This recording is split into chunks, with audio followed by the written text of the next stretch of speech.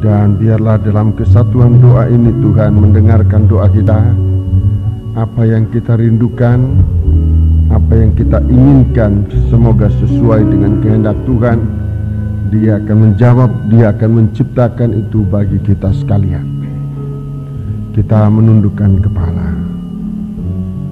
Bapa di surga, dipermuliakan kiranya nama-Mu. Kami percaya juga sebagaimana firman-Mu bahwa Engkau ada di tengah-tengah kami, di mana kami setelah berhimpun oleh karena nama-Mu Tuhan, kami pun percaya Engkau ada di sini untuk disembah, untuk kami mendengarkan kata-kata firman-Mu yang mengarahkan kami pada hidup yang sesungguhnya. Banyak jalan yang sudah kami perbuat, sudah kami ikuti, dan kami menjadi tersesat di dalam jalan yang kami buat sendiri. Kami mohon ampun ya Tuhan, dan sekarang biarlah firman-Mu membuatkan kami jalan yang sebenarnya, dan ajarkan, berikan kami kekuatan untuk ikut dalam jalan-Mu. Segala kuasa-kuasa setan yang mengganggu, menggoda kami, istimewa saat kami mendengarkan firman-Mu Tuhan. Setan yang menutup mata kami untuk tidak melihat rencana-Mu, setan yang mengacaukan kehidupan kami, konsentrasi kami, Tuhan, bersatu hati kami panggil nama Engkau buat usir dia. Di dalam nama Tuhan Yesus Kristus, segala setan kami ikat, kami perintahkan kamu semua dalam nama Yesus, pergi. Darah Yesus yang berkuasa. Terima kasih Bapa, terima kasih. Biarlah Engkau bersama kami, berikan kami kemenangan, memberikan kami kesempatan untuk melayani Dikau, pelayanan yang berkenan di hadapan hadirat-Mu. Urapan Roh-Mu yang suci biar tetap dalam kami, di dalam kehidupan sidang jemaat seluruhnya, untuk kami dapat memusatkan hati pikiran kami saat kami mendengarkan firman-Mu. Terima kasih Bapa, haleluya. Terima kasih. Segala puji hormat dipersembahkan bagi Dikau dalam nama Yesus. Haleluya. Amin.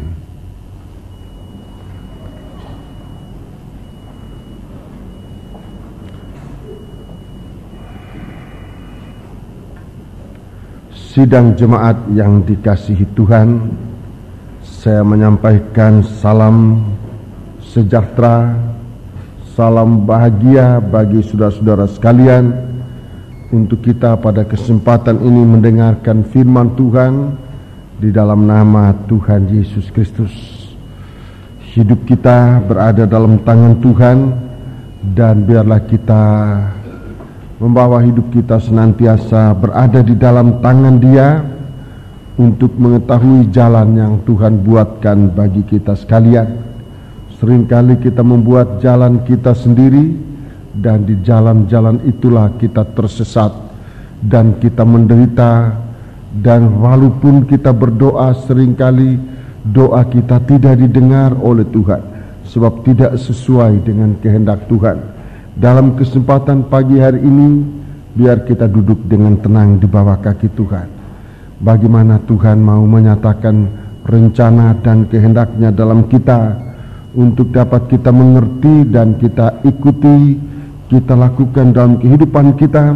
Dan di sanalah Tuhan katakan, kalau firman-Ku di dalam kamu, pintalah apa saja yang kamu kehendaki dalam nama-Ku, itu akan dikaruniakan kepadamu. Kalau firman di dalam hati, itu berarti kehendak Tuhan juga dalam hati kita. Dan kalau doa itu didorong atau didasarkan pada kebenaran firman Tuhan, maka doa itu pasti merupakan doa yang berkenan di hadapan Tuhan. Dialah yang dapat menjawab bagi kita sekalian sesuatu yang memang kita butuhkan, memang kita perlukan. Puji Tuhan. Kita duduk di bawah kaki Tuhan untuk mempersiapkan diri kita menjadi orang-orang yang beribadah kepada Allah, berbakti kepada Allah dalam kebenaran, juga bukan hanya untuk berbakti, tetapi untuk melayani Tuhan. Banyak pelayanan Tuhan secara manusia dapat kita ukur, ada yang besar, ada yang kecil menurut ukuran kita.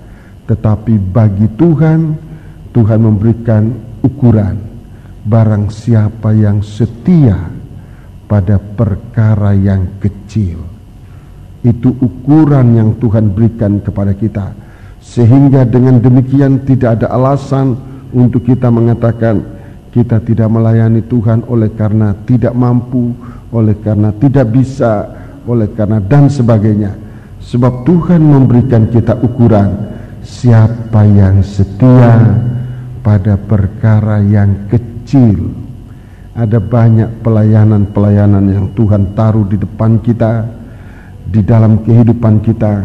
Sekarang kalau kita berdoa, Tuhan berikan kita suatu kemauan, dan Tuhan itu menyediakan pekerjaan bagi kita untuk kita melakukan, dan tiap pekerjaan itu membawa kehidupan kita terangkat.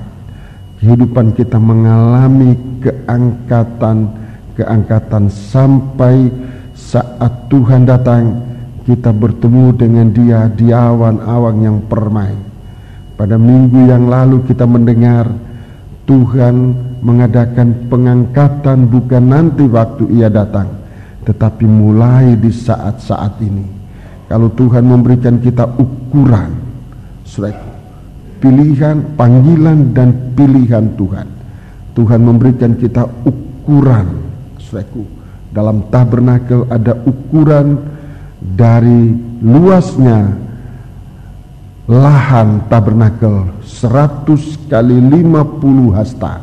Pada kesempatan minggu yang lalu kita mendengarkan itulah permulaan Tuhan mau mengangkat kita. Dia panggil kita dari antara manusia yang begitu banyak di dunia ini. Bagaikan sebidang tanah yang kecil 100 hasta kali 50 hasta, di tengah-tengah luasnya padang belantara. Demikian kecilnya kehidupan kita di tengah-tengah umat manusia yang begitu miliaran sekarang ini berada di bumi ini. Tuhan memanggil kita. Dibanding dengan manusia yang begitu banyak, kita kelompok yang kecil, sekawan domba yang kecil. Tetapi kalau kita mau mengikuti ukuran Tuhan, di sanalah Tuhan memulaikan pengangkatannya dari kita sekali. Sebab kalau kita mengerti panggilan, mengerti pilihan Tuhan, di sanalah permulaan Tuhan mau memakai kita sekalian. Di sana permulaan Tuhan mau mengangkat kita untuk satu waktu kita setaraf dengan keadaannya. Itu sebabnya, saudaraku, biar kita sensitif, kita peka terhadap suara Tuhan dalam kita masing-masing. Suara panggilan Tuhan dalam kita untuk mengetahui saat kapan Tuhan datang mengetuk pintu hati kita. Dalam kitab Wahyu ini, dalam kitab Wahyu pasal yang pertama, kitab Wahyu pasal yang pertama ayat 9 sampai dengan ayat yang ke-11, kita akan baca kembali. Kita melihat bagaimana Tuhan ini mau membuat kita dalam suatu kesiapan untuk hari-hari kedatangan Dia. Mari, ayat 9. Aku Yohanes, saudara dan sekutumu dalam kesusahan. Ya, aku Yohanes, saudara dan sekutumu dalam kesusahan, dalam kerajaan, ya, dan dalam ketekunan menantikan Yesus, ya, terus berada di pulau yang bernama Patmos oleh karena firman Allah dan kesaksian yang diberikan oleh Yesus. 10. Pada hari Tuhan, aku dikuasai oleh Roh, dan aku mendengar dari belakangku suatu suara yang nyaring seperti bunyi sangkakala. Ya, jadi ini pengaruh dari Roh Kudus beserta bersama dengan bunyinya sangkakala. Pemberitaan firman Tuhan, ayat 11. Katanya, ya, apa yang engkau lihat, tuliskanlah di dalam sebuah kitab dan kirimkanlah kepada ketujuh jemaat ini, ke Efesus, ke Smyrna, ke Pergamus, ke Tiatira, ke Sardis, ke Philadelphia, dan ke Laodikia. Ya, jadi tampilnya imam besar, saudaraku, dengan ukupan doa. Ukupan ini bicara dengan doa. Tampilnya imam besar yang memimpin doa kita. Tampilnya imam besar yang mengerjakan pekerjaan pendamaian. 7 percikan darah, 7 jemaat ini, saudaraku, adalah gambaran dari jemaat di sepanjang masa di seluruh dunia, saudaraku. Gambaran dari jemaat sepanjang masa. Jadi kalau kita bicara tentang waktu, ini jemaat seluruh abad, sepanjang masa, dari abad ke abad. Kalau bicara tentang tempat, seluruh dunia. Ini 7 jemaat yang menerima surat. Surat ini bicara dari firman Allah. 7 surat, 7 sidang jemaat firman Allah yang disertai dengan 7 percikan darah. Ini berarti penyucian Tuhan. Jadi gereja Tuhan masih akan menghadapi penyucian akhir, dan penyucian akhir akan menghasilkan kesempurnaan. Itu bersama dengan nanti sangkakala, percikan darah bersama dengan bunyi sangkakala, bersama dengan naiknya ukupan doa penyembahan. Gereja Tuhan nanti akan ditampilkan dalam keadaan sempurna. Kita menantikan hari-hari itu, saudara.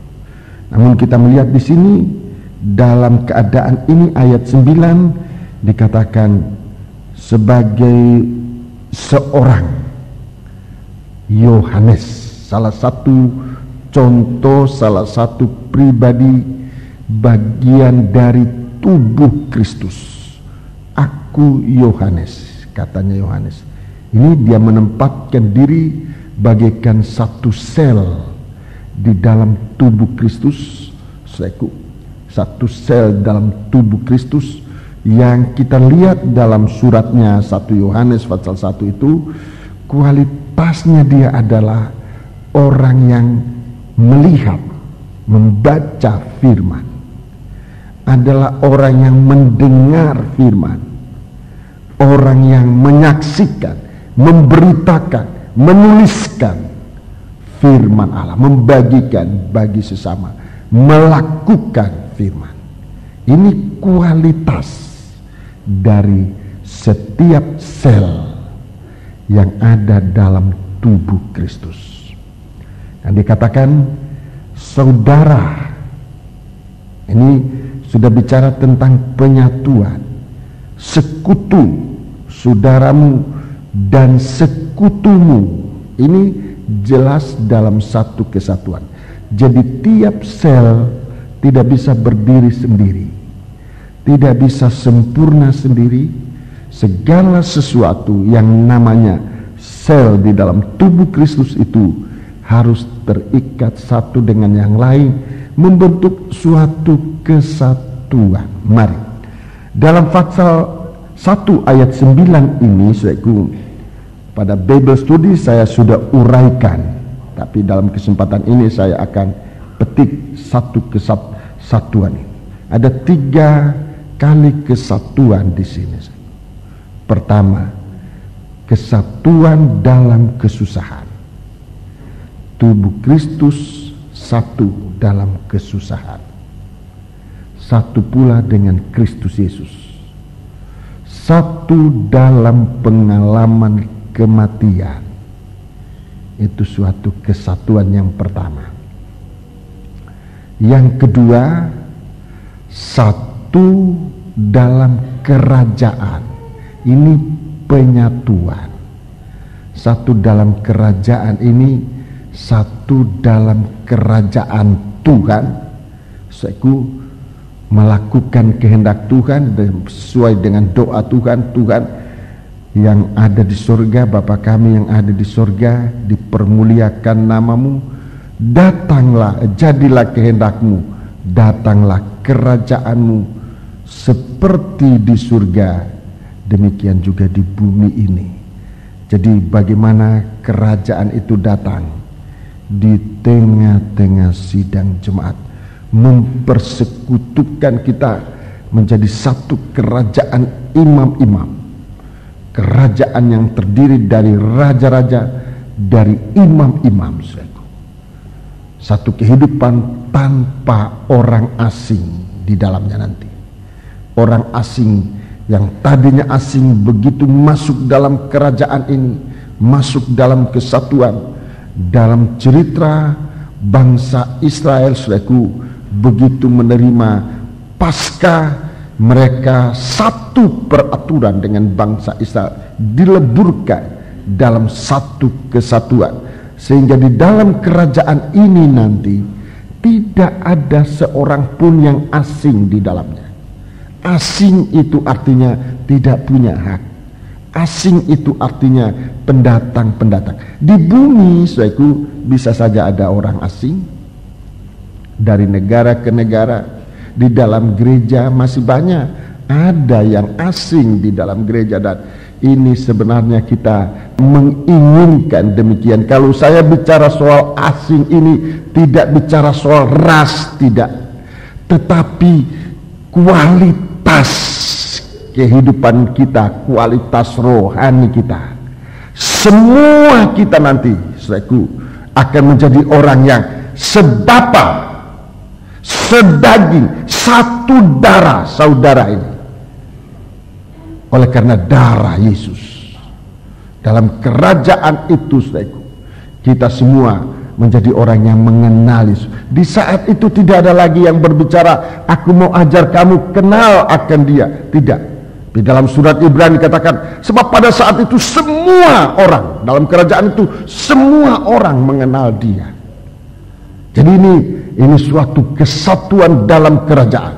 Ini ditandai suatu dengan kebangkitan dari perkara-perkara yang tadinya mati. Satu dalam kerajaan ini, itu ditandai dengan kuasa kebangkitan yang membangkitkan kita dari antara orang mati. Segala dosa tidak ada lagi. Itulah kerajaan ini, kerajaan 1000 tahun. Seringkali kita tidak memperhatikan dalam rumah tangga kita, anak kita adalah orang asing dalam rumah tangga kita. Kita berdoa, kita kenal Tuhan, kita mau berbakti, kita melayani Tuhan, sedang anak kita terlepas. Dia orang asing di dalam rumah tangga kita. Kita harus berdoa untuk ini, agar jangan ada orang asing di dalam rumah tangga kita. Dalam nikah kita, lain kali suami kita adalah orang asing, istri kita adalah orang asing. Kita berdoa supaya jangan ada orang asing di dalam kesatuan kita, dalam sidang jemaat, atau mulai dari rumah tangga kita. Lain kali suami, istri, anak-anak sudah dalam satu kerajaan. Bagaimana pembantu kita? Sedang kita makan dari hasil berkatnya Tuhan. Kita berdoa supaya siapapun yang dekat dengan kita, Tuhan berikan kemurahan untuk jangan menjadi orang asing. Saya punya pengalaman, satu waktu, saya waktu itu tidak di jemaat ini, tapi saya jadi gembala di satu jemaat. Kami diberi seorang pembantu dari salah satu anggota yang ada dalam jemaat itu. Saya biasanya tidak menggunakan pembantu dari luar. Kami semua adalah anak-anak Tuhan, semua pengerja-pengerja kami. Tapi waktu itu saya harus menggunakan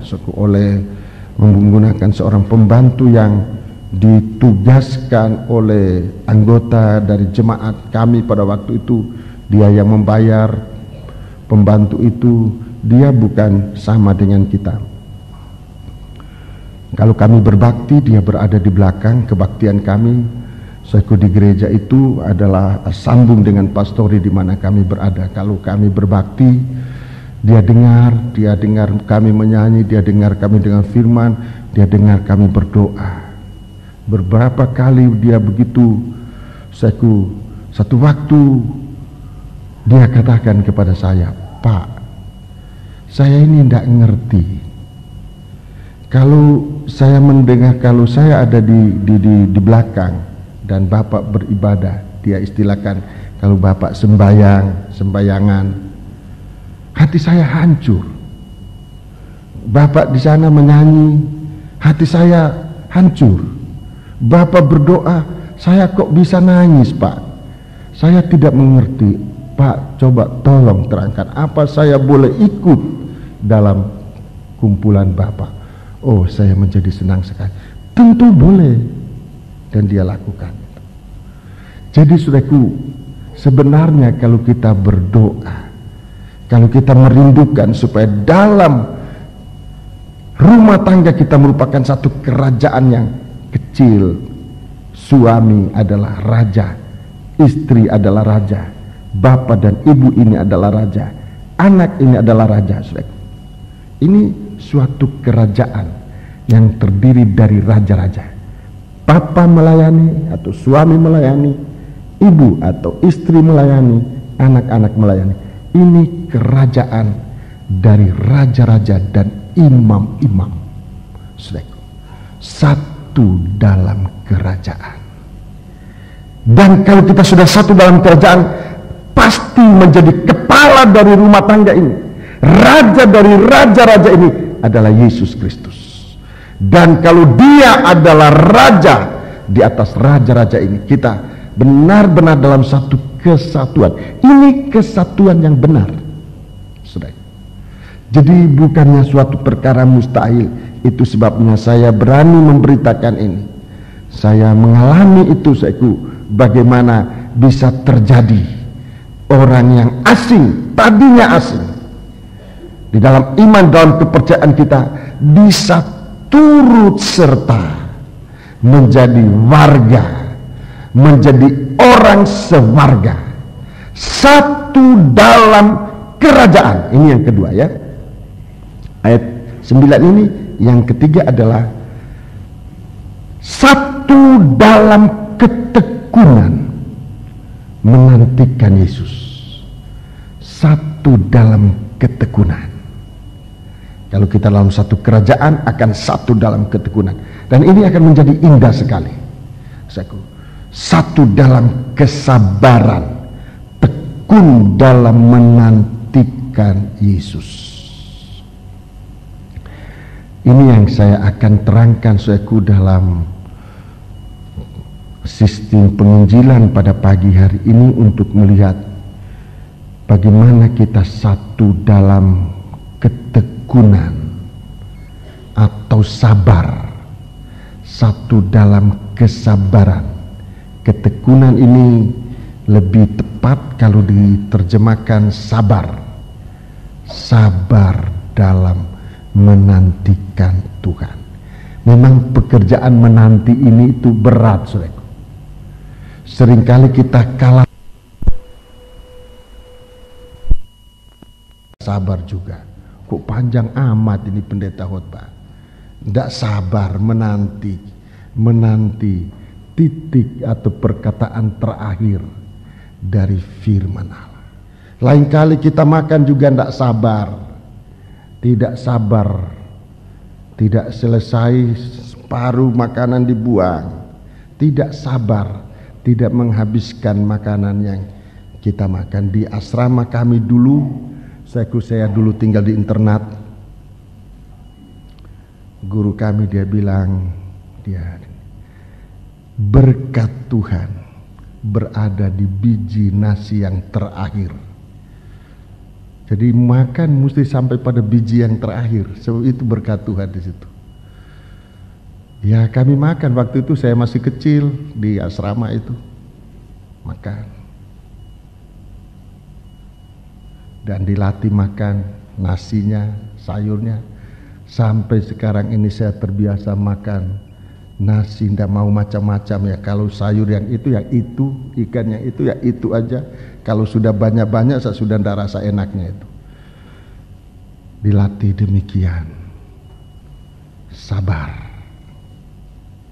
Sabar menanti. Itu pekerjaan yang paling berat.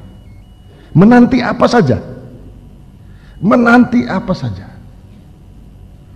Lain kali kita tidak sabar. Banyak kalinya kita tidak sabar. Tapi di sini untuk sabar ini perlu kita dalam satu kesatuan. Bagaimana kita bisa sabar menantikan kedatangan Tuhan Yesus. Tapi gereja Tuhan katanya rindu menanti Tuhan. Rindu Tuhan akan datang. Saudara senang kalau Tuhan datang? Senang? Enggak senang? Saudara senang kalau Tuhan datang? Kalau Tuhan datang sekarang? Amin. Ah, puji Tuhan. Lain kali kita katakan, wah kapan Tuhan datang? Nah, kalau Tuhan datang sekarang mau dah. Oh jangan dulu Tuhan, tunggu dulu. Ini bagaimana ini? Kenapa? Sebab belum siap. Sabar menantikan Tuhan. Ya, satu kesatuan dalam sabar menantikan Tuhan. Saya lebih baik bawa saudara-saudara kepada Tuhan Yesus Kristus sendiri. Dia yang akan menerangkan bagaimana kita sabar menanti Tuhan ini. Dalam Injil Lukas pasal yang ke-12, Tuhan Yesus sendiri yang ngajarkan. Saya hanya ikuti ya. Ini bagaimana kita menantikan Tuhan. Injil Lukas pasal yang ke-12. Injil Lukas pasal yang ke-12 ayat yang ke-35.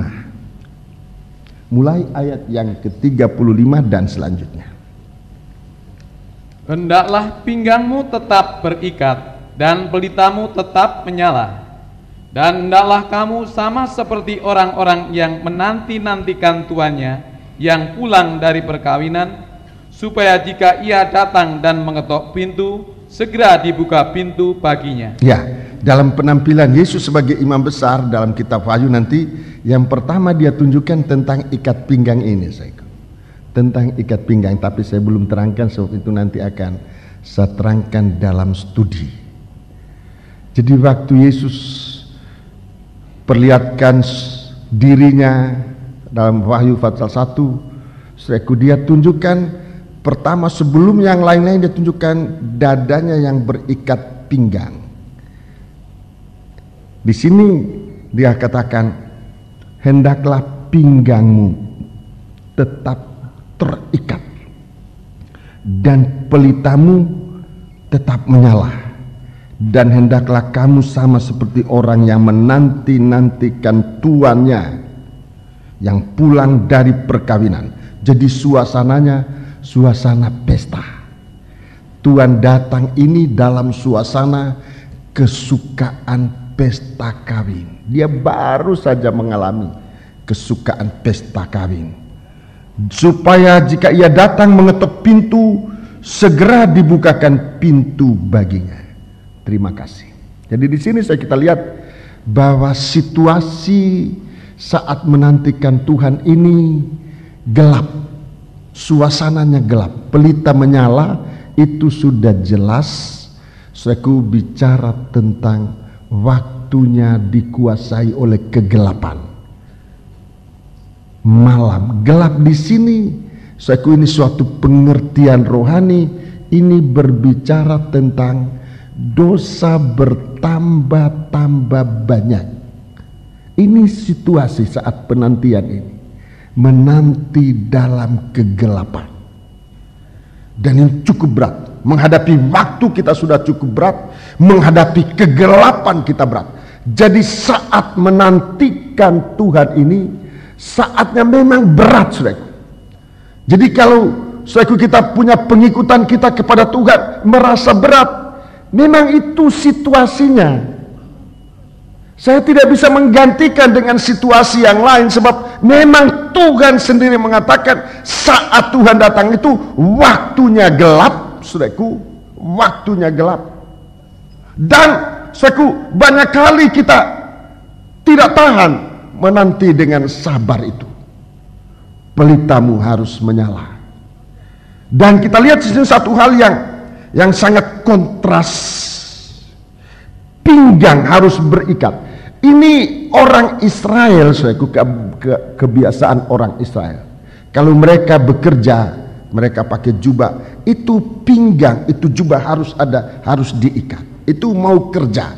Kalau mereka sudah ikat pinggang, itu artinya mereka siap untuk kerja.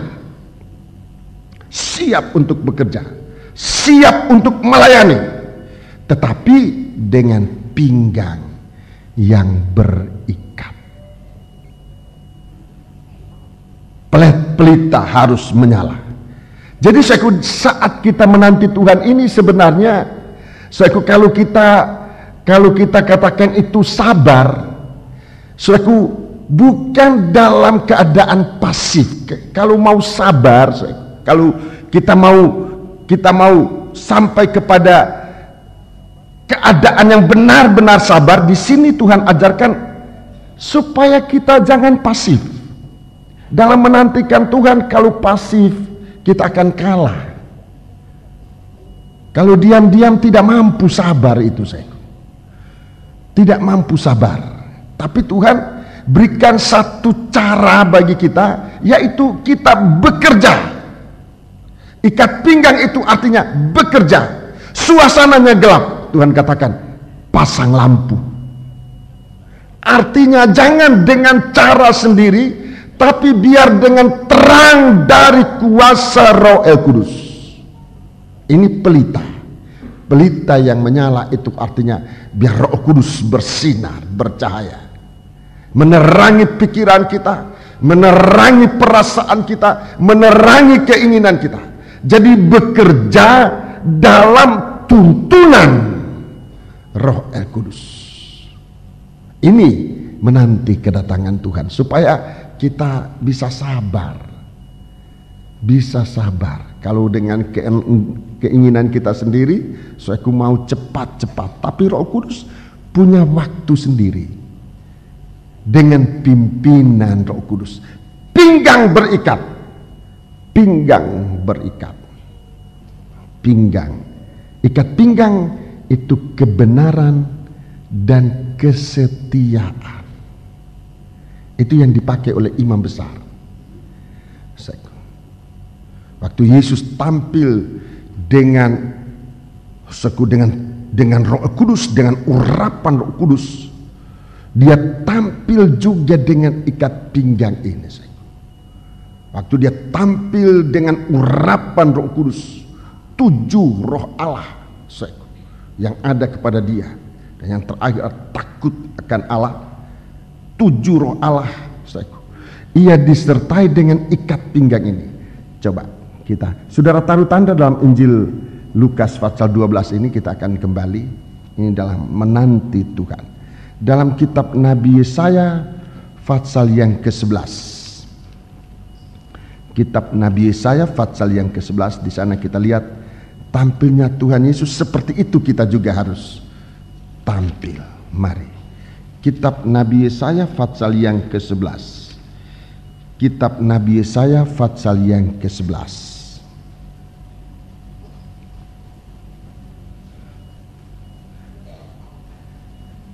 Ayat 1 sampai dengan ayat 3 lebih dahulu kita lihat ini keadaan Yesus. Saudara baca di rumah nanti ayat 1 sampai ayat 5, kita baca ayat 1 sampai 3 lebih dahulu. Suatu tunas akan keluar dari tunggul Isai, dan taruk yang akan tumbuh dari pangkalnya akan berbuah. Terus Roh Tuhan akan ada padanya, roh hikmat dan pengertian, roh nasihat dan keperkasaan, roh pengenalan dan takut akan Tuhan. Ya, dan takut akan Tuhan. 3. Ya, kesenangannya ialah takut akan Tuhan. Ia tidak akan menghakimi dengan sekilas pandang saja atau menjatuhkan keputusan menurut kata orang. Ini Yesus sebagai tunas tunggul Isai, sebagai tunas Isai, sebagai raja, tapi juga sebagai hamba. Kita lihat di sini dia tampil dalam urapan Roh El Kudus. Urapan Roh Kudus itu, saya perhatikan, urapan Roh Kudus itu memberikan kita hikmat. Ini urapan. Jadi yang namanya urapan itu bukan teriak-teriak aja. Lain kali kita katakan urapan kalau teriak-teriak. Ya, itu juga urapan. Tapi urapan yang dalam, urapan yang sangat dalam. Roh Kudus memberikan kita pengertian, memberikan kita hikmat dan pengertian, nasihat. Hidup dalam nasihat, memberikan kita keperkasaan, memberikan kita pengetahuan, roh pengenalan, dan yang terutama ini roh takut akan Tuhan. Ini puncak dari urapan. Puncak dari urapan itu adalah takut akan Tuhan.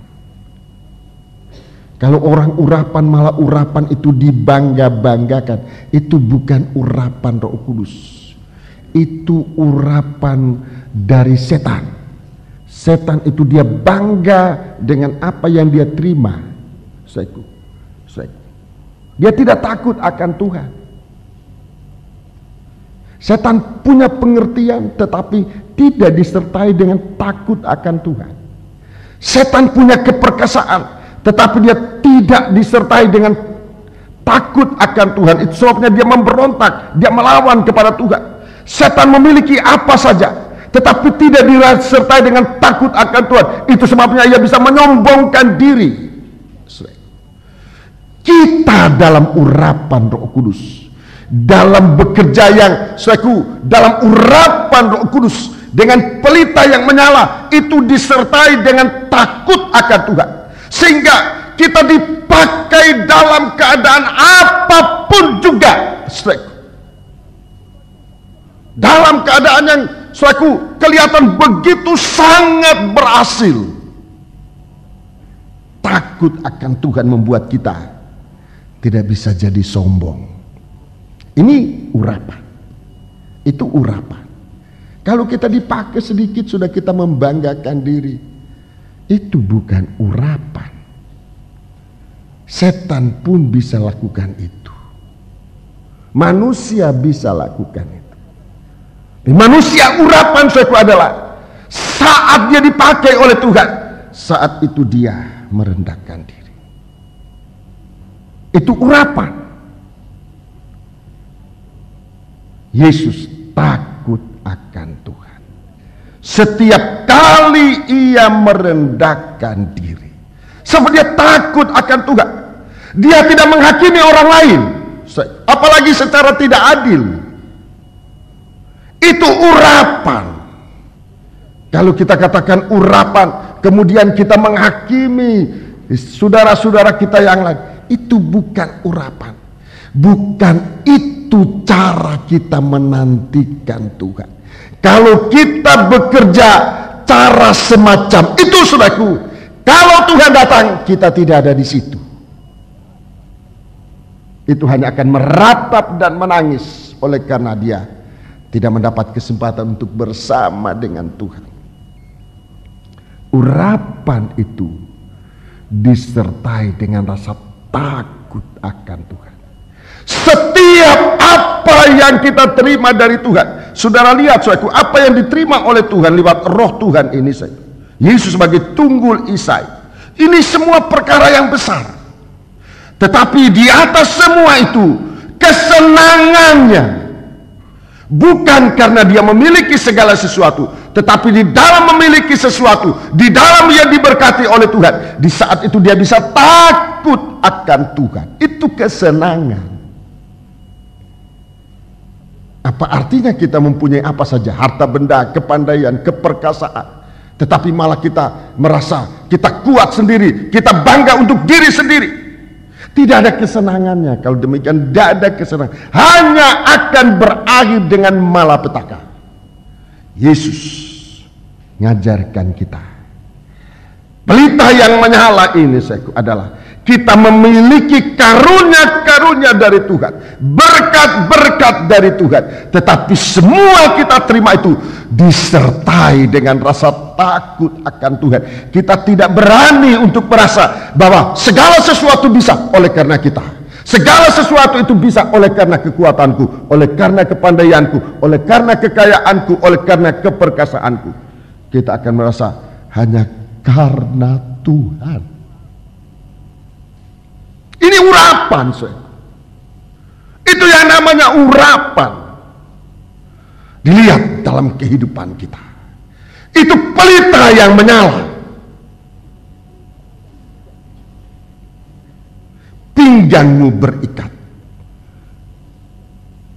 Ayat yang kelima. Ini ikat pinggang. Ayat yang kelima. Ia tidak akan menyimpang dari kebenaran dan kesetiaan. Nah, kebenaran dan kesetiaan. Yesus tampil di sini sebagai seorang hamba.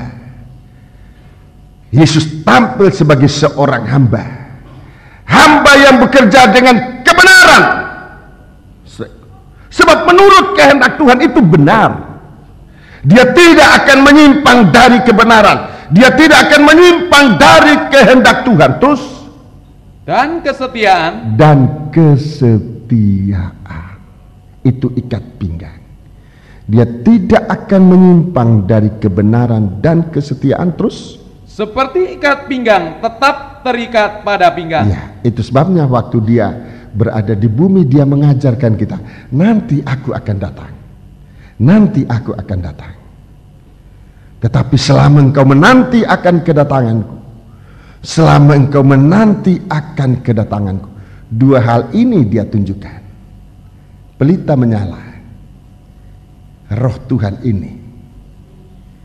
Roh Tuhan ini harus ada. Ikat pinggang ini harus tetap pada pinggangmu. Jadi kita bekerja, kita bekerja dengan tuntunan dari Roh Kudus, pelita yang menyala, dan dengan kebenaran firman, setia. Mari kita lihat di dalam Injil Lukas ini. Injil Lukas. Jadi kalau kita mau lihat bahwa apa yang diajarkan oleh Tuhan ini, di sini dia umpamakan, hendaklah sama seperti orang menantikan tuannya pulang dari perkawinan. Ini bukan tanpa dasar. Kalau kita lihat dari perjanjian lama, dalam nubuat Nabi Yesaya ini, kita sudah melihat bahwa Yesus mengajarkan kita sesuai dengan apa yang ada padanya, keadaan dia pada waktu dia akan datang. Jadi dia tunjukkan kepada kita bagaimana kita harus menantikan dia dalam satu kesatuan, tekun, sabar menantikan dia. Dan ini pekerjaan yang paling berat. Bekerja itu sudah berat, tetapi menanti, bekerja sambil menanti kedatangan Tuhan, itu berat. Jadi tidak ringan, saudara. Tuhan berikan kita pertolongan. Ada kuasa Roh Kudus, ada ikat pinggang. Sebab kita akan menanti datangnya Yesus dalam suasana orang yang berpesta kawin. Kesukaan pesta kawin. Berat, tetapi kita dalam kesukaan pesta kawin. Saya tidak bisa menjelaskan perasaan ini, saudaraku. Hanya bisa dirasakan oleh orang yang benar-benar menempatkan diri dalam keadaan ini. Kamu bekerja dalam menanti ini seperti orang dalam suasana pesta kawin. ibadah kita suasana pesta, pelayanan kita suasana pesta. Jika Tuhan izinkan nanti pada bulan Desember kita di Jakarta juga suasana pesta. Kita berdoa supaya kita mendapat kesempatan. Saya sudah sampaikan sidang jemaat agar semua, jika memungkinkan, dan kita saudara, jika saudara merindu berdoa supaya Tuhan buka kesempatan, kita semua berada. Jemaat di Jakarta, saudaraku, kami menemui beberapa pimpinan-pimpinan jemaat gereja, ketua umum dari organisasi gereja yang ada. Saudaraku, berkumpul, mereka melibatkan diri dalam kepanitiaan. Mereka menanti kedatangan saudara-saudara sekalian dalam pelayanan kebaktian Natal Persekutuan di Jakarta tanggal 3 sampai 6 Desember yang akan datang. Seluruh kegiatan kita pada bulan Desember dalam perayaan-perayaan Natal kita pusatkan di Jakarta. Sehingga di sini nanti hanya ada kegiatan di dalam sidang jemaat. Retreat kaum muda biasanya di luar sidang jemaat. Tahun ini kita tidak adakan di luar sidang jemaat. Kebaktian kaum muda hanya di dalam sidang jemaat, supaya kita dapat memusatkan. Sebab ini suatu kesukaan mempelai, kesukaan pesta. Kita bagaikan hamba. Di sini katakan seorang hamba. Coba kita baca ayat 37. Ayat 37. Ayat 37 sini jelas sebagai hamba. Berbahagialah hamba-hamba yang didapati tuannya berjaga-jaga ketika ia datang. Ya, ketika ia datang. Berjaga-jaga ketika ia datang. Jadi berbahagialah hamba ini yang menanti kedatangan Tuhan tuh, dia berjaga-jaga ketika ia datang. Terus, aku berkata kepadamu, sesungguhnya ia akan mengikat pinggangnya dan mempersilakan mereka duduk makan, dan ia akan datang melayani mereka. Ya, jadi satu waktu ini sekarang kita melayani Tuhan, yang melayani Tuhan ini nanti akan dilayani oleh Tuhan. Sudah percaya? Haleluya. Haleluya. Dia akan datang dan melayani kita. 38. Dan apabila ia datang pada tengah malam, iya, atau pada dini hari, iya, dan mendapati mereka berlaku demikian, maka berbahagialah mereka. Ya, terus. Tetapi ketahuilah ini, jika tuan rumah itu tahu pukul berapa pencuri akan datang, ia tidak akan membiarkan rumahnya dibongkar. Hendaklah kamu juga siap sedia, karena anak manusia datang pada saat yang tidak kamu sangkakan. Ya, terus. Kata Petrus, Tuhan, kamikah yang engkau maksudkan dengan perumpamaan itu, ya, atau juga semua orang? Ya. Jawab Tuhan, jadi siapakah pengurus rumah yang setia dan bijaksana? Setia dan bijaksana. Terus? Yang akan diangkat oleh tuannya menjadi kepala atas semua hambanya untuk memberikan makanan kepada mereka pada waktunya. Ya. Berbahagialah hamba yang didapati tuannya melakukan tugasnya itu, ya, ketika tuannya itu datang. Terus. Aku berkata kepadamu, sesungguhnya Tuhan itu akan mengangkat dia menjadi pengawas segala miliknya. Ya. Akan tetapi jikalau hamba itu jahat dan berkata di dalam hatinya, Tuanku tidak datang-datang. Ya, ini orang tidak berjaga ini. Terus? Lalu ia mulai memukul hamba-hamba laki-laki dan hamba-hamba perempuan, dan makan, minum, dan mabuk. Maka tuan hamba itu akan datang pada hari yang tidak disangkakannya, dan pada saat yang tidak diketahuinya, dan akan membunuh dia, dan membuat dia senasib dengan orang-orang yang tidak setia. Ya, terima kasih. Jadi ini yang namanya sabar. Sabar di sini dalam perikopnya ditulis kewaspadaan, sabar, waspada, menanti kedatangan Tuhan. Jadi perkataan sabar di sini atau waspada ini terkandung dua arti. Sabar di sini terkandung dua arti. Pertama, sabar dalam arti berjaga-jaga. Ini artinya Sabar dalam arti berjaga-jaga. Tidak sabar artinya tidak berjaga-jaga, tidak waspada. Kedua, sabar dalam arti setia. Sabar, tekun dalam arti Jadi ini istilah-istilah ini saya berikan pengertian. Ada kewaspadaan, ada ketekunan, tapi saya lebih tepat menggunakan istilah sabar, menantikan Tuhan. Dua arti kesabaran dalam ajaran Tuhan Yesus di sini. Dua arti kesabaran. Pertama, sabar dalam arti harus berjaga-jaga. Kedua, sabar dalam arti setia. Itu namanya sabar. Nah, orang ini ya yang menang. Orang inilah yang akan bisa merasakan kesukaan waktu Yesus datang. Untuk ini Rasul Yohanes dia katakan, kita sebagai saudara dalam satu kesatuan untuk sabar menantikan Tuhan. Ini dalam suasana ini suasana kemuliaan. Kalau kita sabar, kita sudah dalam suasana kemuliaan. Kalau kita setia, kita sudah dalam suasana kemuliaan.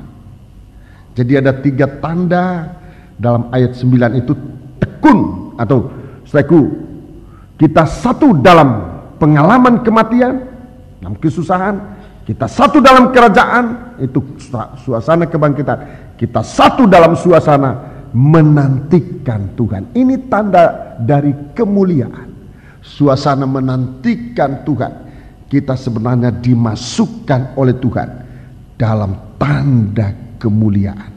Sabar dalam arti waspada, berjaga-jaga, itu tanda kemuliaan. Itu tanda kemuliaan yang kita bisa alami sekarang ini. Nanti akan kita melihat kemuliaan itu akan lebih lagi. Tapi kemuliaan Allah dicurahkan, diberikan kepada orang yang sabar dalam hal ini. Dalam arti dia berjaga.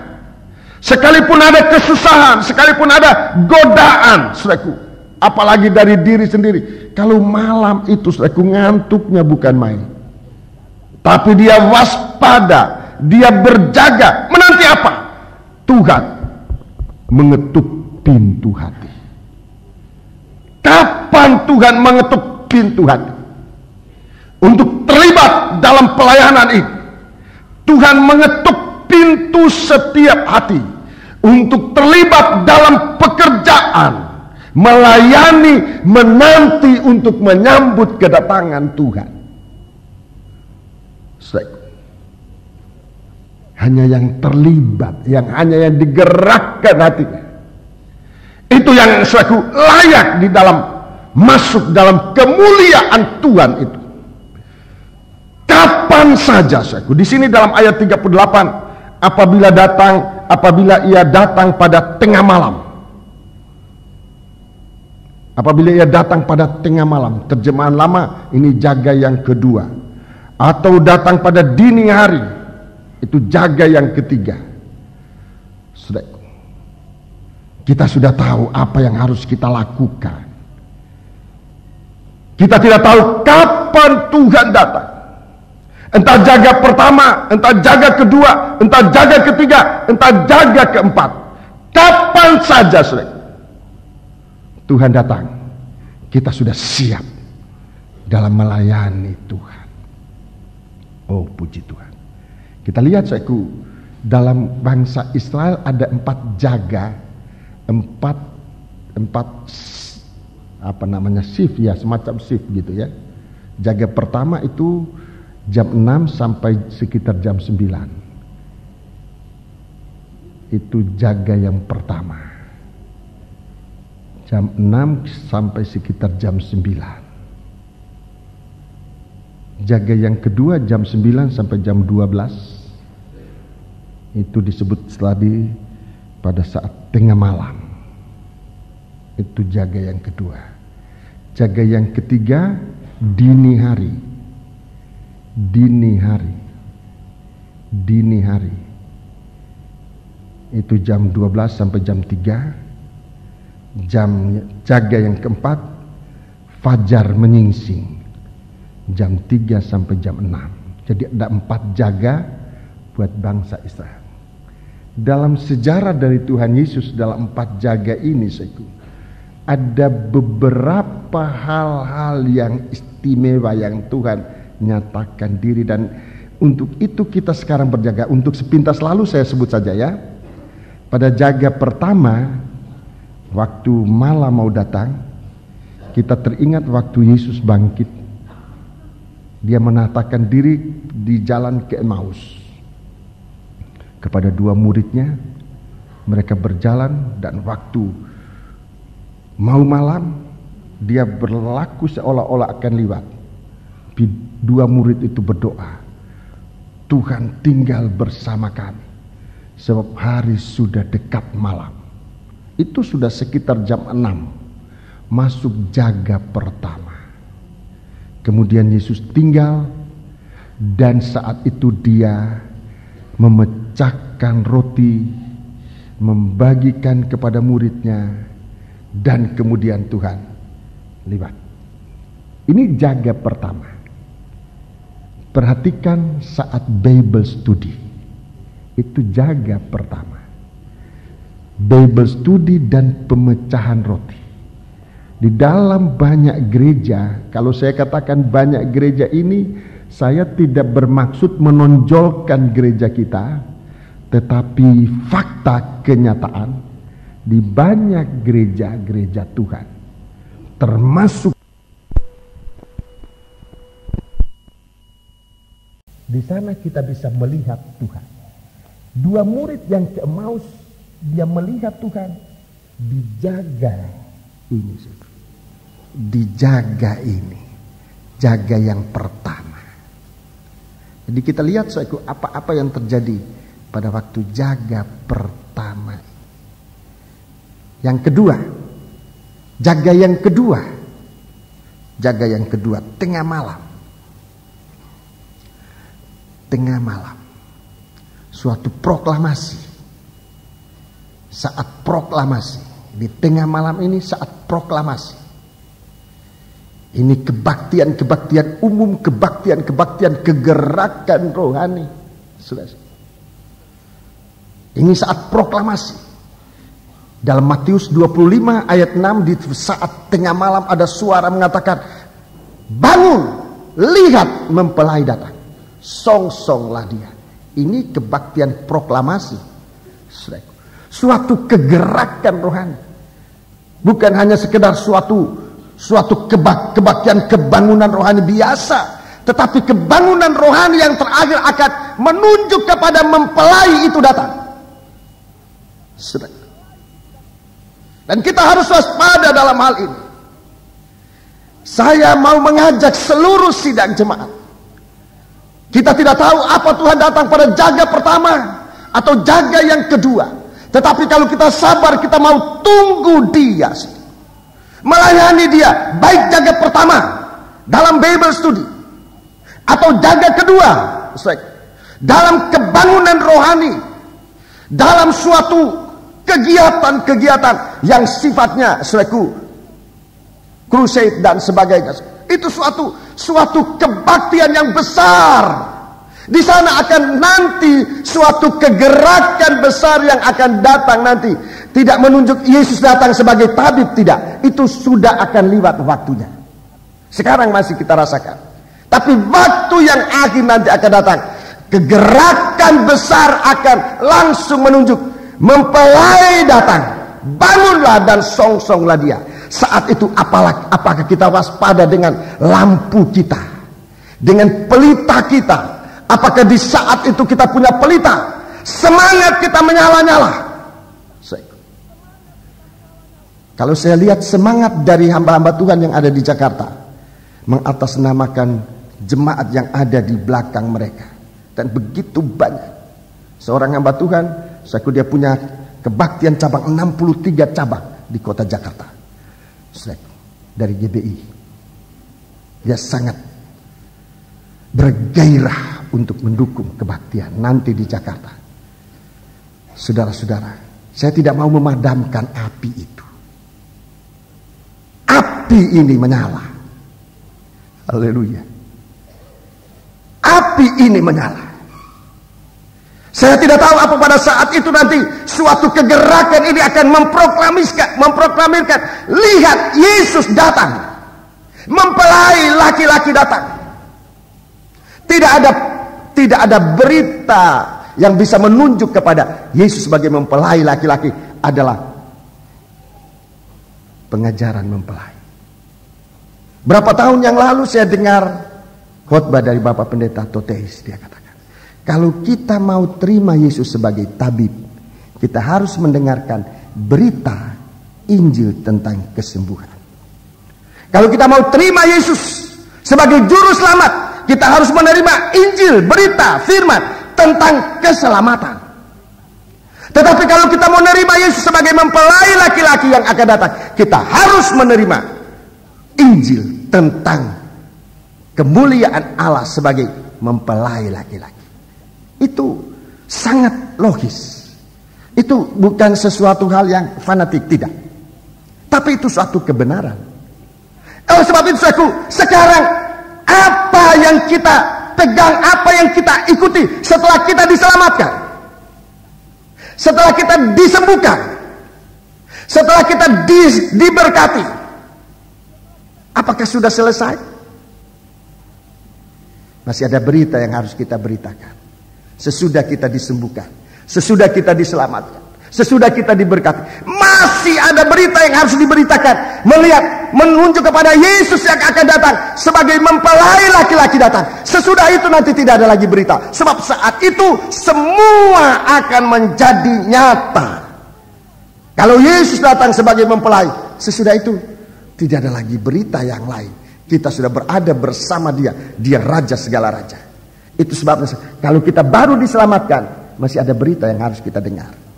Kalau kita baru disembuhkan, masih ada berita yang harus kita dengar. Masih ada berita tentang keselamatan. Kalau sekarang Tuhan mengajarkan kita mengenal dia, saya menjadi yakin bahwa kepercayaan Tuhan untuk hal ini masih ada dalam sidang jemaat ini. Untuk membawa berita tentang mempelai ini masih ada dalam jemaat ini. Untuk kebaktian di Jakarta, saya terus terang kepada sidang jemaat, saya sudah diundang selama 2 tahun. 2 tahun didatangi oleh satu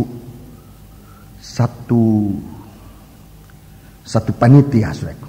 Pernah saya stop, saya putuskan, saya tidak mau. Kemudian datang lagi, saudaraku. Dan hati saya pada waktu itu merasa berbeban. Orang ini saya sudah tolak, masih datang lagi. Ini satu panitia. Dia tidak datang seorang diri, tapi dalam satu kelompok panitia. Saya sudah tolak pertama, datang lagi. Waktu BTIC dia datang lagi bersama kelompok dari panitia itu, ikut dalam BTFI. Dan di antara hari kesempatan sesudah BTFI tanggal 13 Juli mereka rapat dengan kita. Saya waktu itu mengingat kesempatan, dia katakan, tahun ini harus diadakan. Sebab tahun depan kita tidak tahu situasi. Kota Jakarta kita tidak tahu situasinya. Tahun ini. Dan saya hitung-hitung, September tidak mungkin saya ke India.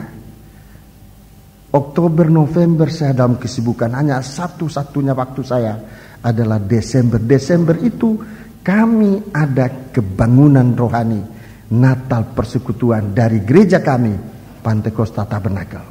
Bagaimana kalau gabung saja dengan panitia kami GPT? Oke, katanya mau. Sekarang saya mau bicara dengan GPT, bagaimana, apa mau menerima saudara. Waktu dibicarakan dalam rapat BPP, badan pengurus, tidak bisa.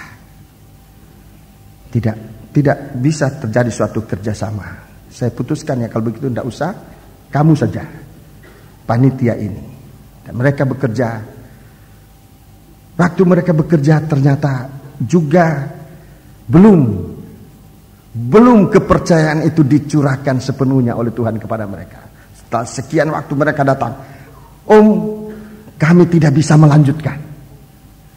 Kami tidak bisa melanjutkan. Ini pelayanan berat sekali.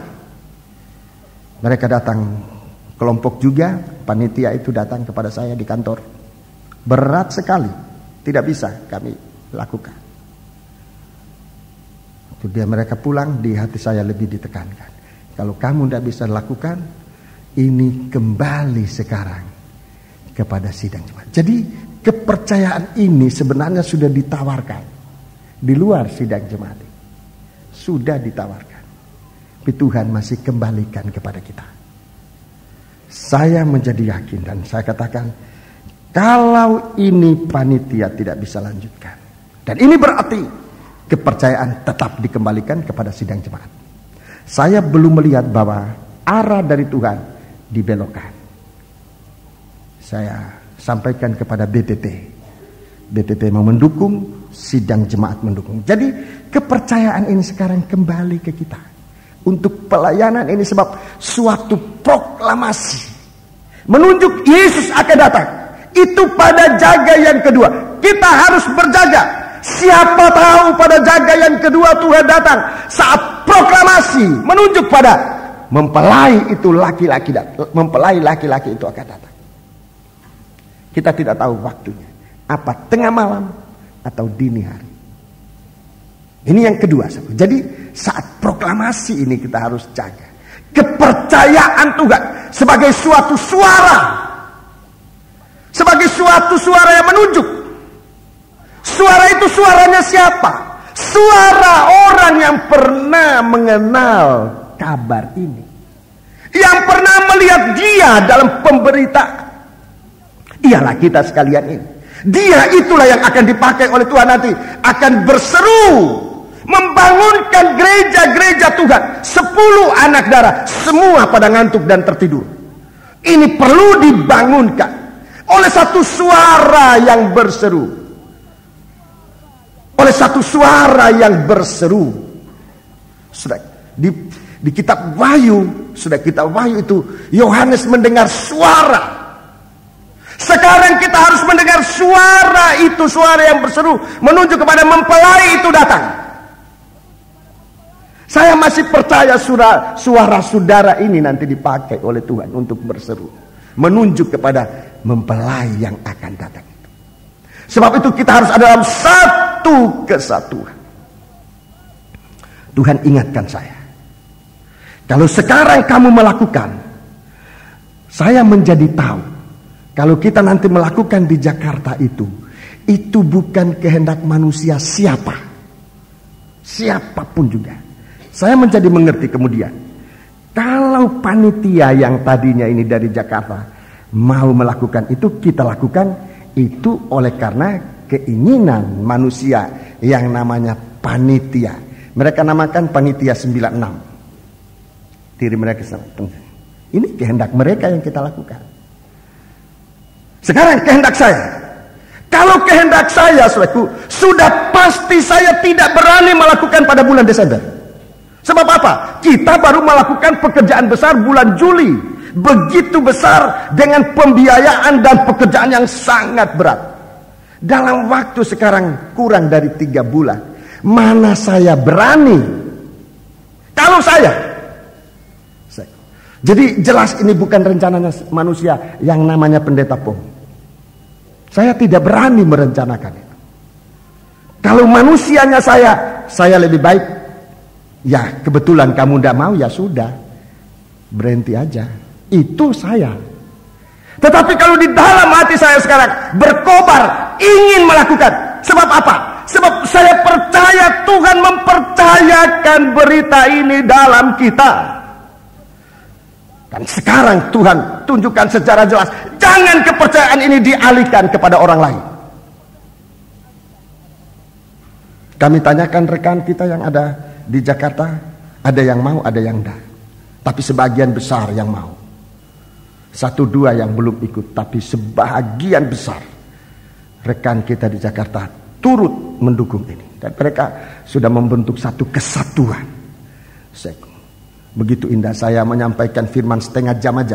Barusan ini saya ke Jakarta. Dan mereka terbakar dengan berita itu. Menunjuk kepadanya. Memang Tuhan menunjukkan diri, menampilkan diri, tetapi banyak mata tidak nampak. Banyak mata tidak melihat. Waktu saya menyampaikan tentang penampilan Yesus dalam firman Allah, di saat dia dalam kebangkitan, begitu indah, begitu mulia, mereka benar-benar tergairah. Nah, saya tidak bisa membayangkan kalau Tuhan datang menampilkan diri di hari kedatangannya. Untuk saat itu dia bukan kita melayani dia, tapi dia melayani kita. Bagaimana indahnya satu kesatuan dalam menantikan Tuhan. Ini jaga yang kedua kita perhatikan saat proklamasi menunjuk pada mempelai. Jaga yang ketiga, dini hari ayam berkokok. Kalau saya bicara ayam berkokok, saudara ingat apa? Ingat apa? Petrus. Ini kita harus waspada. Sekarang kepercayaan Tuhan taruhkan kepada kita untuk menjadi proklamator. Berseru, lihat mempelai datang dengan berita mempelai. Sesudah ini jaga yang ketiga, perhatikan. Jaga yang ketiga dini hari saat ayam berkokok. Ingat kepada Petrus, menyangkal. Saat penyangkalan, menyangkal Yesus. Saudaraku, jangan sampai kita terlibat. Kalau saat kepercayaan ini kita lewatkan, jaga yang berikut, jaga yang berikut adalah jaga penyangkalan. Jangan terlambat, saudara. Jangan terlambat. Jaga yang keempat, fajar menyingsing. Yesus dijatuhi hukuman mati. Gereja Tuhan masuk dalam sengsara, cambuk, penyaliban. Saudara, kita tidak tahu waktu-waktu ini.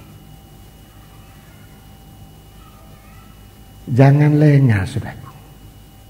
Jangan lengah.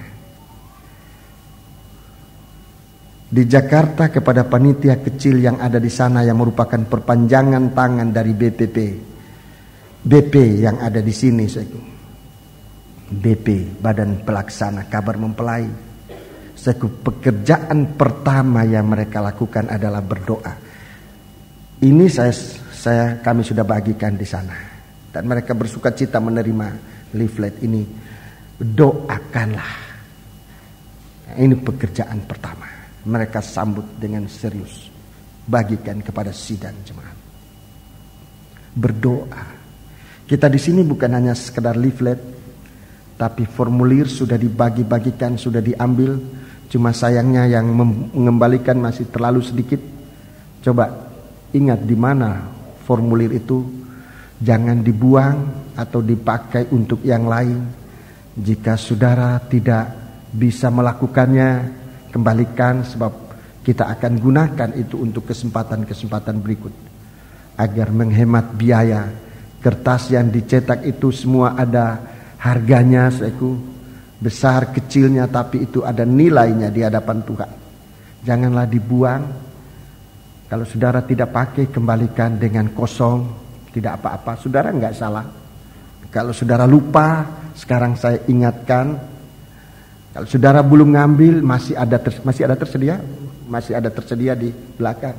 Isi seberapa sudah. Sebab ini harus satu kesatuan. Kita bisa berdoa sendiri-sendiri, bisa berdoa sendiri-sendiri.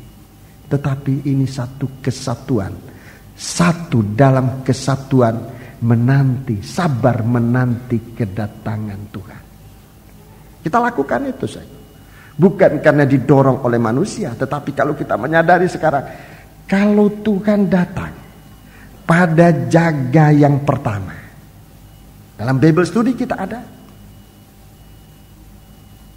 Dalam kebaktian proklamasi, kebangunan rohani, kita juga bisa. Dalam kebaktian umum, ini kebaktian semacam ini, kebaktian proklamasi ini. Kebaktian umum, kebaktian kebangunan rohani, kebaktian apa saja, kita ada di situ. Dalam kebaktian doa, penyangkalan, sekarang daripada menyangkal Yesus, lebih baik menyangkal daging ini. Kalau tidak mau menyangkal daging, pasti menyangkal Yesus. Kalau kita tidak mau menyangkal Yesus, lebih baik sekarang menyangkal daging. Waktu dini hari, itu jaga yang ketiga. Jam-jam itu biasanya sedikit yang pilih. Tapi tidak apa, saudara, dalam 1 kali 24 jam, saudara pilih waktu yang saudara bisa. Saya kira kita tidak kerja 24 jam. Kita ada waktu. Gunakanlah waktu itu di mana saudara tidak bisa lakukan beberapa lamanya. Kita ingat setiap kali kita berdoa, kita ingat. Taruhlah ini dalam sedekat mungkin di mana saudara berada, supaya saudara ingat apa yang harus didoakan pada hari-hari ini. Sangat perlu. Sebab kita harus menanti kedatangan Dia. Kita tidak tahu jam berapa Dia datang. Kita tidak tahu jaga berapa Dia datang. Jaga pertama, jaga kedua, jaga ketiga, jaga keempat. Jadi ini namanya sabar dalam arti berjaga-jaga. Di sini dikatakan, coba kita baca ayat 42. Ayat 42 ini kewaspadaan yang kedua, namanya setia. Jawab Tuhan, jadi siapakah pengurus rumah yang setia dan bijaksana, yang akan diangkat oleh tuannya menjadi kepala atas semua hambanya, untuk memberikan makanan kepada mereka pada waktunya? 43. Berbahagialah hamba yang didapati tuannya melakukan tugasnya itu ketika tuannya itu datang. 44. Aku berkata kepadamu, sesungguhnya Tuhan itu akan mengangkat dia menjadi pengawas segala miliknya. Ya, setia. Setia baru dapat jabatan menjadi pengawas. Jadi setia lebih dahulu. Setia justru Tuhan lihat setia di waktu, jam pembagian makanan. Ini yang Tuhan selidiki. Tuhan mau kasih kita jabatan. Semua ada nanti dalam tubuh Kristus itu, semua ada jabatan. Tetapi sudah lihat, saudaraku, cara Tuhan membagikan kita jabatan untuk bekerja lain dengan cara dunia. Dunia jabatan dulu baru kerja. Tanpa jabatan tidak bekerja. Kita tidak tahu apa yang kita kerjakan. Aku kok tidak dikasihkan bagian, tidak dikasihkan kesempatan. Itu cara dunia. Itu bukan cara Tuhan bekerja. Harus ada jabatan dulu baru mau bekerja. Di sini jelas lain. Tuhan lihat setia dulu. Tuhan ajarkan kita setia dulu. Di saat mana? Di saat makanan dibagikan. Di saat makanan dibagikan. Di saat distribusi makanan. Tuhan mau lihat kesetiaan. Setia membagikan, setia menerima. Itu nomor 1. Pelayanan Tuhan ini Tuhan dasarkan dari bukan jabatanmu. Wah, saya tidak mau masuk di situ. Saya bukan pendeta, saya tidak dikasih kesempatan jabatan pendeta atau tua-tua atau pengerja. Itu cara dunia. Kalau cara dunia memang begitu. Kalau cara dunia memang begitu. Cara Tuhan bukan begitu. Kesetiaan kita. Mulai dari yang paling bawah, setia menerima makanan. Itu supaya saudara tahu cara Tuhan suatu mengajar kita untuk sabar menanti kedatangan Tuhan. Dimulai dari setianya kita duduk mendengar firman. Setianya kita duduk mendengar. Kalau kita tidak setia duduk mendengar firman, lalu minta jabatan, jelas Tuhan tidak kasih jabatan, tidak kasih tugas, tidak. Sebab itu bukan caranya Tuhan. Saya ulangi, saya tidak mengajarkan cara saya. Tadi saya katakan untuk menerangkan bagaimana sabarnya menanti Tuhan ini. Saya mau ajak kita kepada bagaimana Yesus mengajarkan sabarnya ini. Yang namanya setia ini.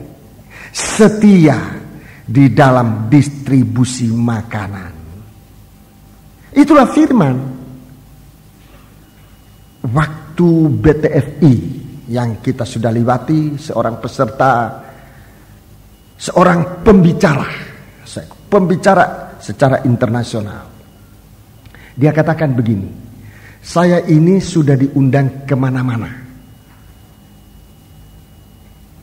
Kalau saya bicara ini, saya punya saksi-saksi dan saya rasa mereka bisa menyaksikan perkataannya. Saya diundang kemana-mana konferensi internasional. Dan setiap kali saya diundang, saya adalah pembicara dalam konferensi itu. Untuk pertama kali saya diundang dalam konferensi ini. Untuk pertama kali dalam konferensi ini, saya diundang untuk duduk mendengar.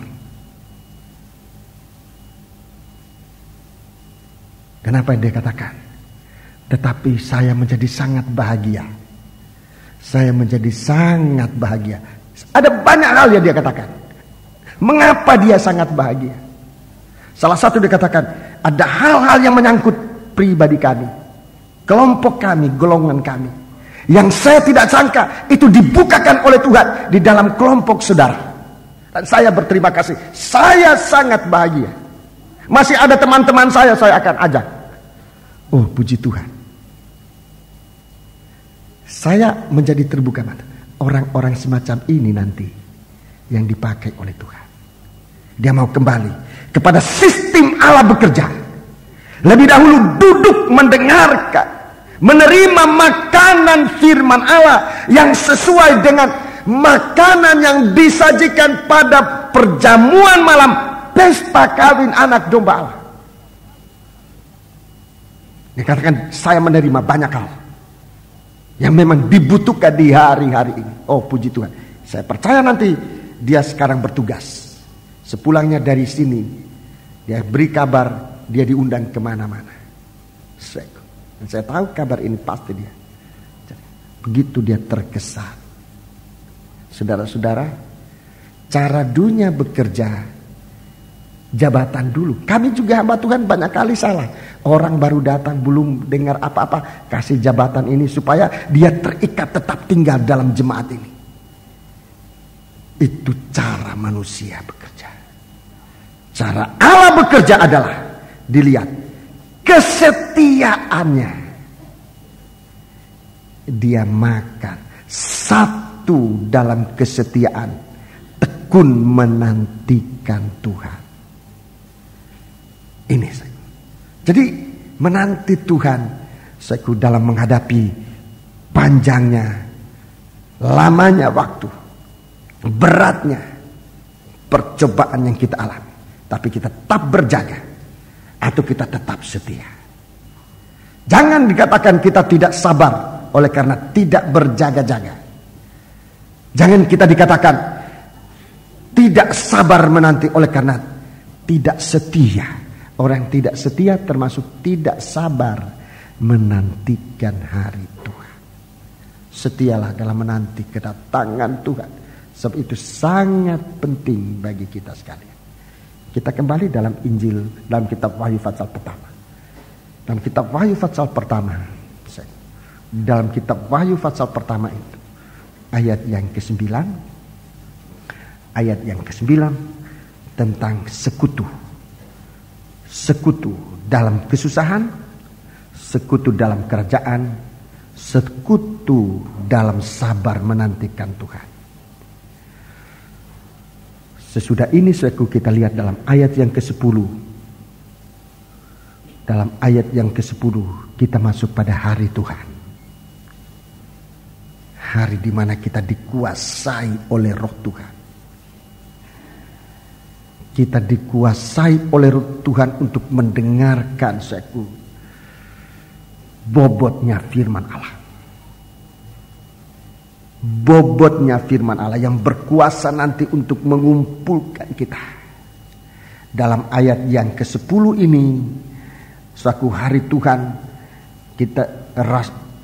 hari Tuhan itu Yohanes dikuasai oleh Roh dan bisa mendengar. Dia bisa mendengar. Di sini dia mendengar suara untuk dituliskan. Untuk memperhatikan keadaan 7 sidang jemaat. 7 sidang jemaat ini semua dalam kekurangan yang dinasihati untuk kembali tinggalkan kekurangan itu menjadi satu sidang jemaat nanti yang sempurna. Dalam Injil Matius pasal yang ke-24, sangkakala itu berbunyi untuk mengumpulkan semua anak-anak Tuhan. Coba. Jadi kalau kita ini menjadi orang yang setia menanti, sabar menantikan Tuhan. Ayat 20, pasal 24 Injil Matius saya tunjukkan akibatnya apa.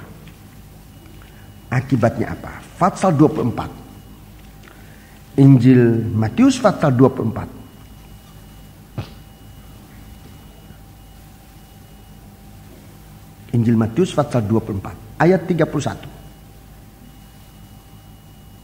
Dan ia akan menyuruh keluar malaikat-malaikatnya dengan meniup sangkakala yang dahsyat bunyinya, ya. Dan mereka akan mengumpulkan orang-orang pilihannya dari keempat penjuru bumi, dari ujung langit yang satu ke ujung langit yang lain. Sejauh ini nanti sangkakala ini dibunyikan untuk mengumpulkan orang-orang sucinya. Itu yang tadi saya katakan, sel dalam tubuh Kristus. Hanya orang yang setia dalam persekutuan menantikan Tuhan itu mendengar bunyi sangkakala itu. Bunyi sangkakala itu akan dibunyikan. Korintus pasal 15. 1 Korintus pasal yang ke-15. 1 Korintus pasal yang ke-15. 1 Korintus pasal yang ke-15. 1 Korintus pasal yang ke-15. Jadi ini tentang menantikan Tuhan. Sangkakala itu dibunyikan. 1 Korintus pasal 15 saudara bandingkan dengan 1 Tesalonika pasal 4 mulai ayat 13 sampai terakhir. Ya. Sekarang kita baca ayat yang ke-52. Dalam sekejap mata, pada waktu bunyi nafiri yang terakhir. Ya, dalam sekejap mata. Jadi ini bunyi nafiri ditiupkan dalam sekejap mata. Pada bunyi sangkakala yang terakhir. Terus. Sebab nafiri akan berbunyi. Nafiri atau sangkakala akan berbunyi. Dan orang-orang mati akan dibangkitkan dalam keadaan yang tidak dapat binasa. Ya, orang mati dibangkitkan dalam keadaan yang tidak akan binasa. Dan kita semua akan diubah. Kita semua akan diubah. Ini yang menjadi mempelai wanita. Yang hidup diubahkan, yang mati dalam Tuhan, dalam sabar menantikan Tuhan, dibangkitkan. Ini bunyi sangkakala. Jadi kita waspada. Kita bersekutu dalam pengalaman kematian, dalam kesusahan, dalam kerajaan, dalam menantikan Tuhan, untuk mendengar bunyi sangkakala. Kita dalam pengaruh kuasa Roh Kudus. Orang yang hidup dikumpulkan dan akan diobakan. Orang mati suku dibangkitkan. Semua memiliki tubuh yang sama. Tubuh bukan daging ini lagi, tapi tubuh yang rohani. 1 Tesalonika pasal 4 yang tadi saya sudah sebutkan, ayat 13 sampai dengan 18. Ini yang terakhir. 1 Tesalonika pasal 4 ayat 13 sampai dengan 18. Jadi demikian ini arahnya. Ayat 13. Selanjutnya kami tidak mau saudara-saudara, bahwa kamu tidak mengetahui tentang mereka yang meninggal, supaya kamu jangan berduka cita seperti orang-orang lain yang tidak mempunyai pengharapan. Terus? Karena jikalau kita percaya bahwa Yesus telah mati dan telah bangkit, maka kita percaya juga bahwa mereka yang telah meninggal dalam Yesus akan dikumpulkan Allah bersama-sama dengan Dia. Ayat 15. Ini kami katakan kepadamu dengan firman Tuhan, kita yang hidup, yang masih tinggal sampai kedatangan Tuhan, sekali-kali tidak akan mendahului mereka yang telah meninggal. 16. Sebab pada waktu tanda diberi, yaitu pada waktu penghulu malaikat berseru dan sangkakala Allah berbunyi. Pada waktu sangkakala Allah berbunyi, maka Tuhan sendiri akan turun dari sorga, dan mereka yang mati dalam Kristus akan lebih dahulu bangkit. Terus. Sesudah itu kita yang hidup, yang masih tinggal, akan diangkat bersama-sama dengan mereka dalam awan menyongsong Tuhan di angkasa. Ayat selanjutnya. Demikianlah kita akan selama-lamanya bersama-sama dengan Tuhan. Karena itu hiburkanlah seorang akan yang lain dengan perkataan-perkataan ini. Jadi tidak usah cari di negara mana Tuhan nanti akan datang. Tidak usah cari di negara mana, negara ini, negara itu. Tidak usah, seperti yang katakan, Tuhan akan datang di awang-awang. Dan kita ini akan diangkat. Kita mengalami pengangkatan. Sekarang ini gereja Tuhan sebenarnya sedang mulai kita dipilih oleh Tuhan. Lalu kita diangkat oleh Tuhan. Coba tunjukkan. Tabernakel saya akan tunjuk secara singkat. Pengangkatan yang sedang terjadi. Mulai dari kita dipilih oleh Tuhan, menjadi milik Allah, sebidang tanah yang sudah menjadi manusia, sebidang tanah sepanjang 100 hasta, lebar 50 hasta. Saya sudah terangkan pada minggu yang lalu. Itu pertama. Sesudah kita dipilih, kita mulai diangkat oleh Tuhan. Pintu gerbang ini sudah pengangkatan, menjadi percaya kepada Yesus, menerima Yesus. Kita sudah diangkat lebih dari manusia yang tidak percaya kepada Yesus. Kita sudah mulai diangkat oleh Tuhan. Sesudah kita dipilih oleh Tuhan, diangkat menjadi bisa percaya Tuhan. Bahkan saya sering mengatakan bisa hadir dalam kebaktian, bisa mendengar firman dan mengerti firman dan mau menerima firman Allah. Kita sudah mulai diangkat oleh Tuhan. Tidak menjadi sama lagi dengan manusia umum. Sudah diangkat. Kita sudah manusia yang percaya Tuhan. Sudah mulai diangkat, dilepaskan dari bumi ini. Kemudian bertobat. Nah, ini mezbah korban. Bertobat. Orang percaya kemudian bertobat itu lebih tinggi daripada orang percaya biasa. Kristen umum dan Kristen bertobat. Kristen bertobat ini sudah lebih tinggi. Lebih tinggi.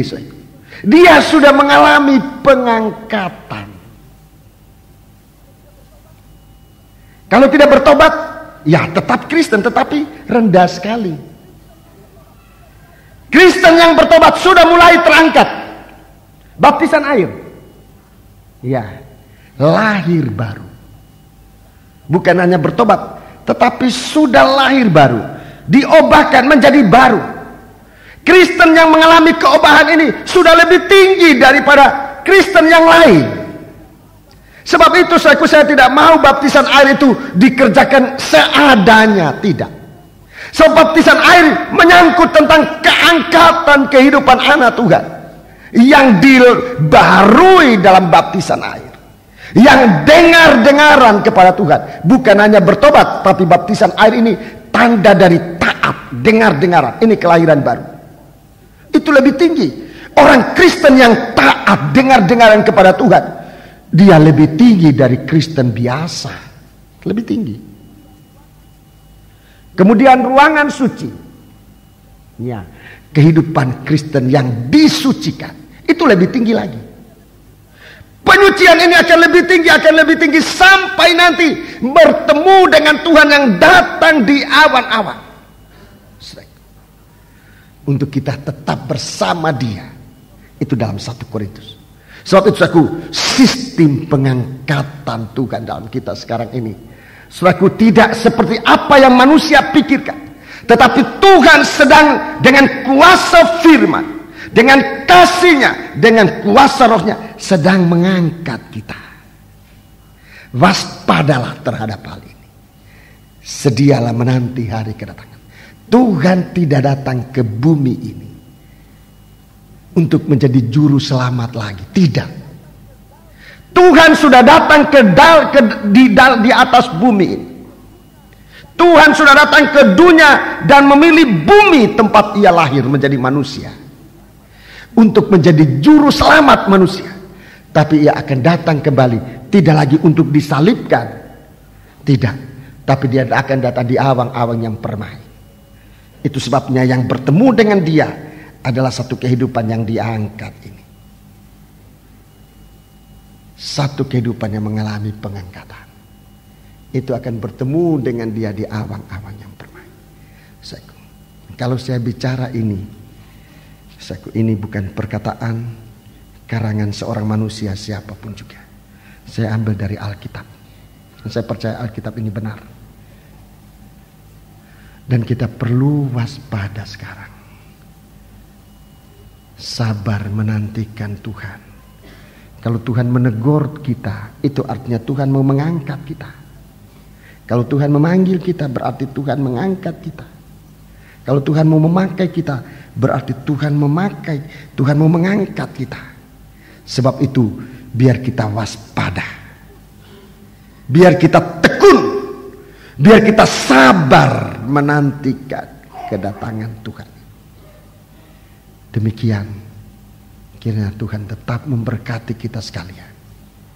Kita bangkit berdiri. Haleluya.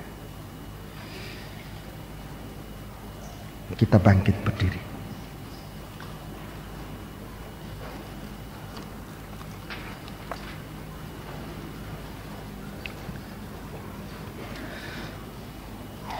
Kita akan memandang Dia. Kita bangkit berdiri, saudara. Tuhan sudah memanggil kita seperti Tuhan memanggil murid-muridnya untuk memandang Dia. Sekarang ini untuk memandang Dia dalam firman. Tundukkan kepala. Saya akan membaca sebuah ayat perkataan dari Yesus. Dalam Injil Yohanes pasal 1 ayat ke-51. Pasal 1 ayat terakhir Injil Yohanes. Lalu kata Yesus kepada Natanael, "Aku berkata kepadamu." Ini sesudah yang Natanael dipanggil Tuhan, kata Yesus kepadanya, "Aku berkata kepadamu, sesungguhnya engkau akan melihat langit terbuka." Perkataan langit identik dengan sorga. Kita bisa melihat sorga dari firman Allah. Firman Allah dibukakan.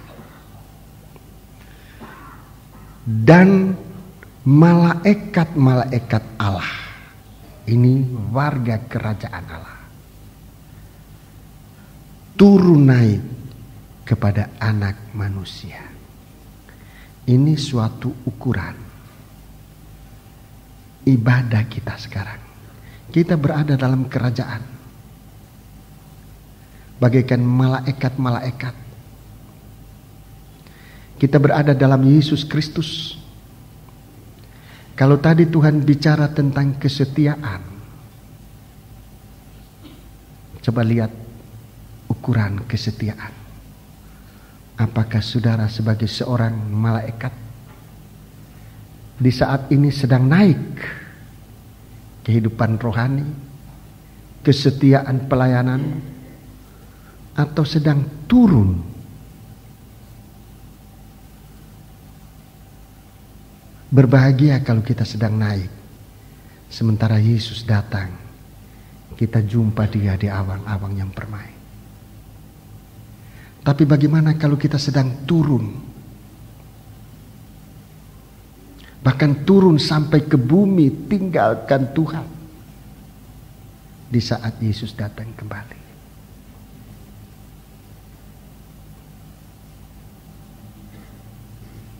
Berdoalah kepada Tuhan. Jangan ngukur orang lain, ngukur diri sendiri. Tuhan sudah tahu keadaan naik turunnya malaikat ini, naik turunnya anggota sangkor musik. Apa engkau sedang naik bagaikan malaikat yang sedang naik, atau malaikat yang sedang turun? Bagaimana kalau Yesus datang saat ini? Saudara sedang turun. Berdoa secara pribadi. Haleluya. Jikalau saudara mau didoakan, taruh tanganmu di atas hati saudara. Haleluya. Sambil memeriksa diri. Bagaimana kalau pelayananmu sekarang sedang turun? Engkau mungkin masih hadir dalam kebaktian, tapi pelayanan sedang turun. Hanya Tuhan yang tahu. Tetapi lewat pembukaan firman kita bisa tahu kita sedang turun atau sedang naik. Waspada. Haleluya. Haleluya. Haleluya. Sedang naik turun.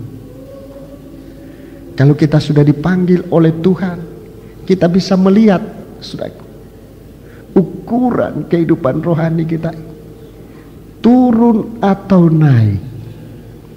Di dalam tubuh anak manusia, kita masih dalam tubuh anak manusia.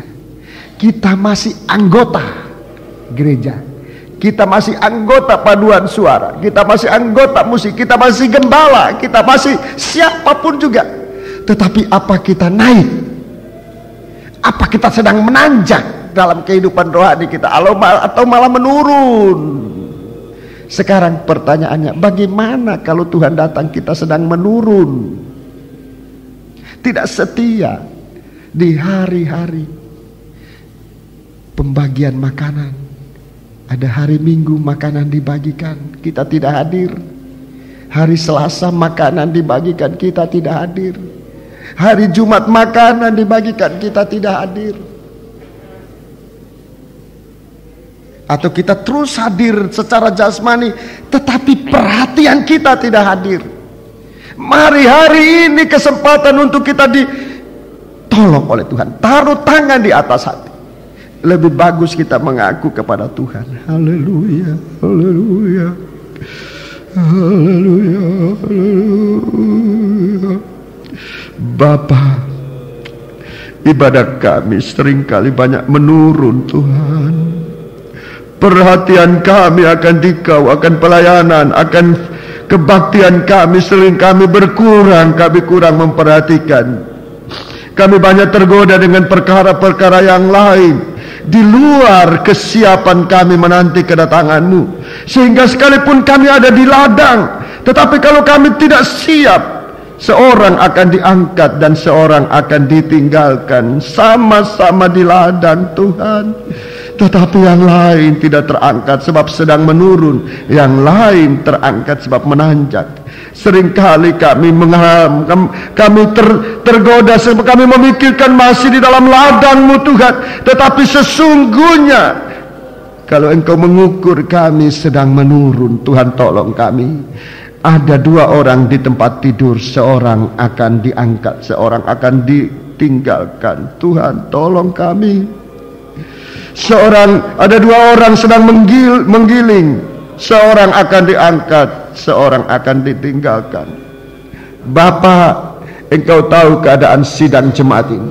Masing-masing pribadi kami tidak menunjuk menghakimi si A dan si B, tetapi sekarang kami taruh tangan di hati kami, Tuhan. Kami membawa kehidupan kami. Hamba-Mu datang membawa sidang jemaat ini. Tuhan, tolong ampuni kekurangan kami. Jadikan kami siap di hari kedatangan-Mu. Jangan seorang pun tertinggal, Tuhan. Terima kasih dalam nama Yesus. Kami Engkau tolong, Tuhan. Terima kasih. Kita angkat tangan kita dua ke atas. Jika saudara merasa ingin menyembah Allah, saya berikan waktu sedikit untuk menyembah Tuhan. Sejauh mana Tuhan merindukan kita menyembah Allah, kita gunakan waktu yang sekalipun sedikit kita menyembah Allah. Angkat tanganmu dua ke atas. Haleluya, haleluya, haleluya, haleluya. Haleluya, haleluya, haleluya, haleluya, haleluya, haleluya, haleluya. Kami persembahkan hidup kami ke dalam tangan-Mu, Tuhan. Biarlah Engkau menolong kami, jadikan kami sel, bagian dari tubuh-Mu yang sama seiras dengan Dikau, Tuhan.